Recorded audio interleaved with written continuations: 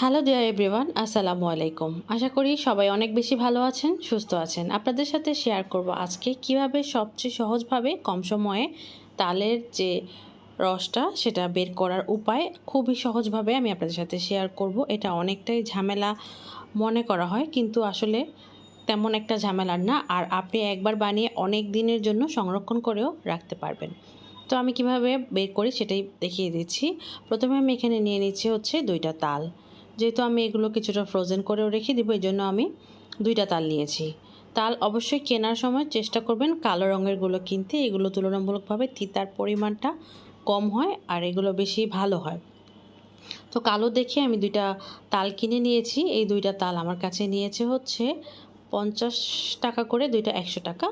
এটা ডিপেন্ড করে এক একজনের কাছ থেকে 1 টাকা নেবে, 70 টাকা 80 টাকা পর্যন্ত পার পিস দাম ওনারা চায়। তো আমি প্রথমে উপরেরটা খুলে নিয়ে হাতের সাহায্যে আলতোভাবে যে এটার উপরের যে নরম স্কিনটা আছে সেটা তুলে নিচ্ছি। তেমন কোনো কষ্ট করতে হয় না, হাত দিয়ে শুধু একটু টান দিলেই এটা নিজে থেকেই এভাবে করেই ছুটে আসে। দেখুন, আশা করি আপনারা ভিডিওর মাধ্যমেই দেখে বুঝে নিচ্ছেন। এরকম করে একটু করে টান দিলেই হয় কি যে আঁশটা আছে সেটা ছুটে আসে, যেটা না আসে সেটা একটু ছুরি দিয়ে যদি এরকম প্রেস করি তাহলে কিন্তু ছুটে আসে। ঠিক এভাবে করে আমি আগে প্রথমে সম্পূর্ণ রাউন্ডটা ঘুরিয়ে হচ্ছে যে উপরের স্কিনটা আছে বা পিলটা আছে সেটা খুলে নিয়ে নিচ্ছি। তো এখন খুলে নেওয়ার পরে মাঝ বরাবর প্রেস করলে এটা নিজে থেকেই ভাগ হয়ে যাবে। আর মাঝের অংশটা আমি ফেলে দিলাম, এই অংশটা একটু তিতা হয়। তো এখন 3টা পাল্প থেকে একটা পাল্প নিয়ে নিলাম। আমি একটা প্রথমে আঁশ খুলে নেব, এর জন্য প্রথমে মগ দিয়ে একটু পানি নিয়ে নিলাম।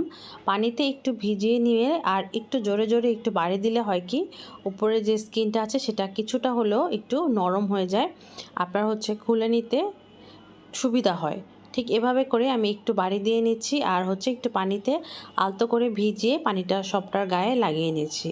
তারপরে একটা চালনি বা ঝুড়ি, সবার বাসায় এগুলো থাকে, এটার সাহায্যে আমি এটাকে গ্রেট করে নেব, অথবা গ্রেটার থাকলে বাসায় সেটা দিয়েও গ্রেট করে নিতে পারেন। এই যে ঠিক এভাবে করে আপনি যখন কিছুক্ষণ গ্রেট করবেন, গ্রেট করার পরেই দেখবেন নিচের থেকে পড়ে যেতে নিচ্ছে। এতে করে আপনাকে আলাদাভাবে আর চালার কোনো প্রয়োজন হবে না, একবারেই হচ্ছে আপনার পিল যে বা রসটা সেটা বের হয়ে যাবে। তালের রসটা আলাদাভাবে আপনাকে ছেঁকেও নিতে হবে না, ইভেন আলাদাভাবে চুলায় দিয়ে কোনো রান্নাও করে নিতে হবে না।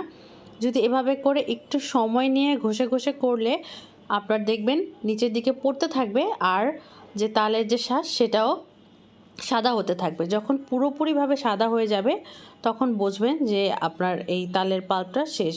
ঠিক এভাবে করে ঘষতে ঘষতে আমি 2টা তালি করে ফেলেছি। দেখুন অনেকটাই সাদা হয়ে গেছে, আর কিছু অবশিষ্ট নেই। তো এই পর্যায়ে আমার বেশ ঘন একটা পাল্প আসছে, যেহেতু আমি এক্সট্রাভাবে কোনো অনেক বেশি পানি অ্যাড করিনি। আর এটা এতটা সুন্দর হয়, অল্প দিলেই খুব সুন্দরভাবে ঘ্রাণ চলে আসে।